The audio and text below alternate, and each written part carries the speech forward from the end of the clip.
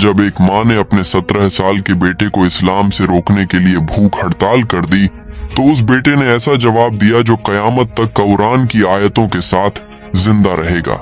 ये वाकया उस वक्त का है जब हजरत साद बिन अबी वक्कास रजियल्लाहु अन्हु ने महज 17 साल की उम्र में इस्लाम कबूल किया। वह उन खुशनसीब सहाबा में से थे जिन्हें नबी करीम सल्लल्लाहु अलैहि वसल्लम ने अपनी जिंदगी ही में जन्नत की बशारत दे दी थी।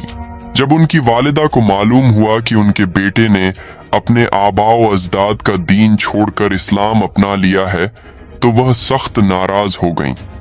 वह अपने बेटे से बहुत ज्यादा मोहब्बत करती थीं और जानती थीं कि अपनी बात किस तरह मनवाई जाती है। उन्होंने साद से कहा, ऐ साद, जब तक तुम मोहम्मद सल्लल्लाहु अलैहि वसल्लम के दीन का इनकार नहीं करोगे मैं न कुछ खाऊंगी और न पानी पीऊंगी।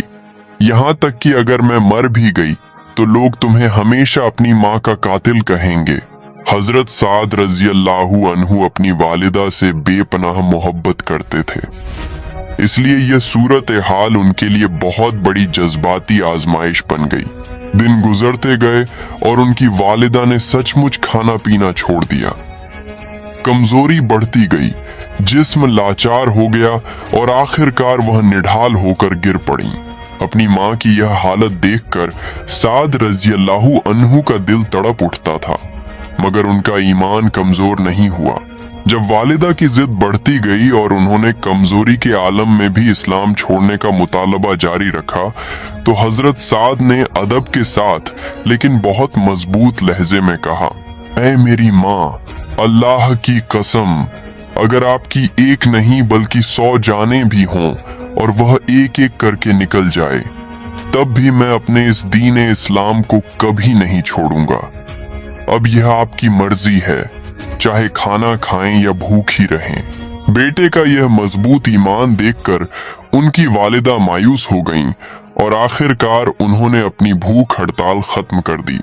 इसी वाक़ये के बारे में अल्लाह ताला ने कुरान मजीद में हिदायत नाजिल फरमाई।